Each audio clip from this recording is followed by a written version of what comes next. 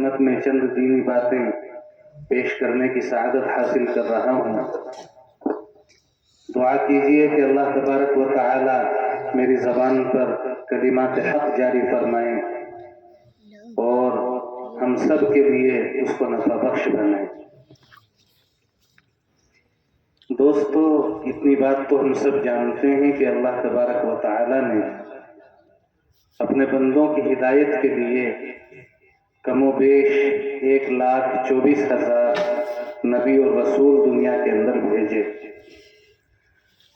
جن میں سے سب سے پہلے نبی حضرت سیدنا آدم علیہ السلام اور سب سے آخری نبی ہم سب کے آقا و مولا فخر کائنات جناب محمد رسول اللہ صلی اللہ علیہ وسلم ہیں۔ اور یہ بات بھی ہم سب جانتے ہیں کہ اللہ تبارک و تعالی نے تمام انبیاء کرام کو ان کے زمانے کی ضرورت کے اعتبار سے معجزات عطا فرمائے۔ جس زمانے میں جیسی ضرورت ہوا کرتی تھی اس زمانے میں اللہ تبارک و تعالی ویسا ہی معجزہ عطا فرما دیا کرتا تھا۔ حضرت موسیٰ علیہ السلام کے زمانے میں جادوگری کا فن عروج پر تھا، بڑے جادوگر ہوا کرتے تھے اس زمانے میں۔ اللہ تبارک و تعالی نے حضرت موسیٰ علیہ السلام کو معجزہ ایسا ہی عطا فرمایا کہ جس نے جادوگروں کا ناطقہ بند کر دیا۔ وہ معجزہ یہ تھا کہ حضرت موسیٰ علیہ السلام کے پاس ایک عصا تھا، ایک لاٹھی تھی، اس کو جب زمین پہ ڈالتے تھے تو وہ اژدہا بن جاتی تھی، دوبارہ اٹھاتے تھے تو پھر لاٹھی بن جاتی تھی۔ اب سارے جادوگر حیران تھے کہ یہ کیا ہے۔ جادوگروں کو سمجھ میں آ گیا کہ یہ آدمی اللہ کا رسول ہی ہے، اس لیے کہ عام آدمی جادو سے یہ کام نہیں کر سکتا۔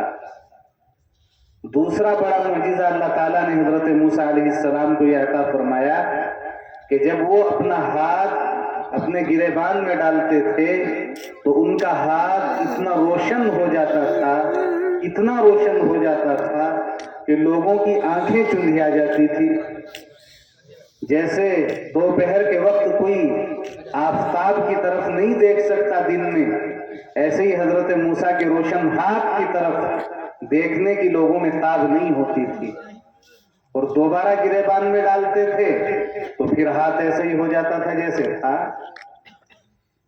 لوگوں کو سمجھ میں آ گیا، خاص طور سے جادوگروں کو، یہ اللہ تبارک و تعالی کی طرف سے ایک ایسا معجزہ ہے جسے عام انسان نہیں کر سکتا۔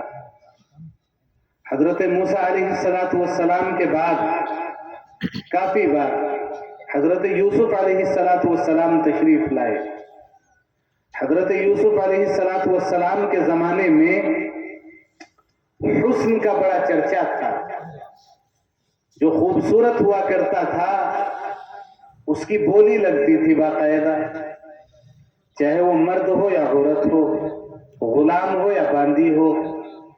اللہ تبارک و تعالی نے حضرت یوسف علیہ السلام کو ایسا حسن عطا فرمایا کہ ہم سب کے آقا جناب محمد رسول اللہ صلی اللہ علیہ وسلم نے فرمایا، اللہ تبارک و تعالی نے یوسف علیہ السلام کو ساری دنیا کا آدھا حسن عطا فرمایا، یعنی آدھے حسن میں ساری دنیا، اور ساری دنیا کے اندر کیسے کیسے خوبصورت لوگ ہوتے ہیں، کیسی کیسی خوبصورت لڑکیاں ہوتی ہیں جنہیں دیکھ کر کے نوجوان اپنے دل ہار بیٹھتے ہیں، سارے قبیلوں سے، سارے خاندانوں سے، ساری رشتہ داریوں سے بغاوت کر بیٹھتے ہیں۔ لیکن جس شخص کو اللہ تبارک و تعالی نے آدھی دنیا کا حسن عطا فرمایا ہوگا، اس شخص کے چہرے کا کیا حال ہوگا۔ تو یہ حسن اللہ تبارک و تعالی نے ان کو معجزے کے طور پہ عطا فرمایا تھا۔ زمانہ اور آگے